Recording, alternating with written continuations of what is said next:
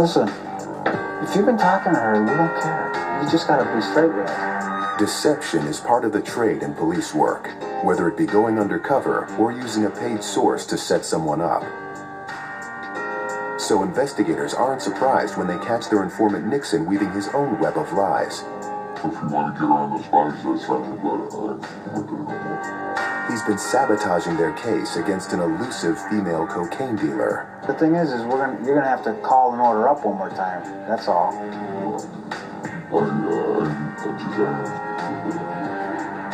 Idiot. At one point, he might have been so desperate that he wanted to give her up, and then, he's changed his mind. He's rethinking it. She's probably his best connect. When we first met him, it seemed like he was getting high like a couple times a week. And now it's like he's doing it every day. It's inevitable that he will get caught. It'll be drugs or some type of break-in or something stupid. So now when he calls us, I'll be going there to the station to tell the police what can I do to help them with the case, to make it a stronger case, so we can send him away as long as possible. Informants, they come and go. There's a little thin line, and they have one end and you have the other end, and it's like that, tug of war. And once that line breaks, it can hurt either one. As for the target, police bought cocaine twice from her, but through their informant. That weakens their case against her, so they might try to catch her another way. We don't have really great charges. We have enough to send her to Cook County, but she'll probably be out the same day. She gets a lawyer or bond money, whatever. She's going to get a low bond. We do have enough to go and pick her up. I'm going to be patient and wait it out. She's going to get caught. Based on her history, I would like to see her in jail. At least a couple years.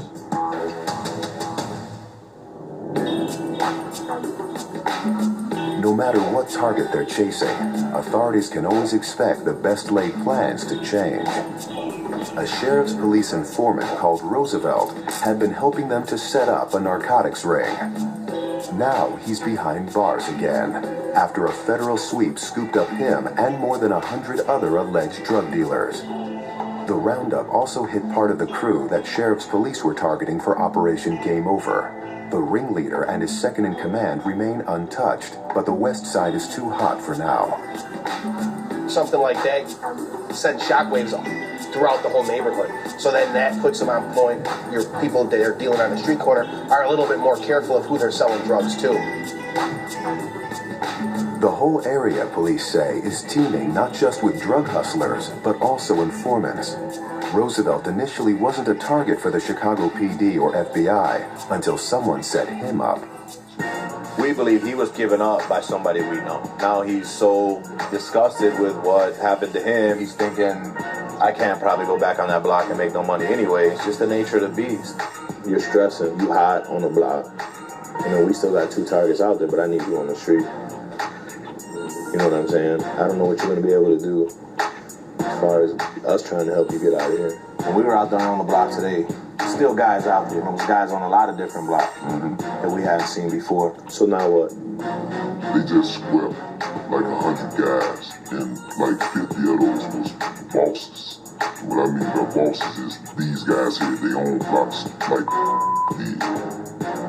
There's our guy right there with the burgundy hat on, burgundy hoodie. But he just ain't get caught up in the scheme they got caught up in. So when they get incarcerated, he can be the only man that's still out there standing. And he got a lot of followers behind him. Now he finna expand. He can become one of the biggest ever made in history. That's how many blocks is available for him right now. So he feeling like a real king on the throne right now. The original target of Game Over is about to become a lot more powerful, taking their operation to a whole new level. Game Over isn't over. It's just getting started. The guy who used to control 1 block might now be in charge of 7, 10 blocks. So it won't go from just that one area we were looking at before. It's going to be a lot bigger, so it's better for us actually. They'll have even more opportunity to flip someone in his ranks as more people begin working for him. And they've already got 100 new arrestees from the Westside sitting in lockup. Now it's really a perfect opportunity to grab a couple guys and let them all work each other. As long as they don't know about it. Somebody's bound to tell something, and who are you going to point the finger at? Listen, we're going to do what we can do for you, but we're going to pull you up another day too, and now we're going to start looking at these other blocks you gave to start identifying these guys, because obviously this ain't dead, but it's changed, all right? You accept what they give sometimes, and then sometimes it's really not worth the aggravation to be involved with a guy who you know is going to be screwing up at the end of this. So when you need him, he's in here. And then when he's out on the street, he's good for a little while, and then he falls back into the old stuff. Now he's reaping what he sowed. So that's just the game. Sometimes it doesn't work out. It just doesn't work out. You got to move on to the next person.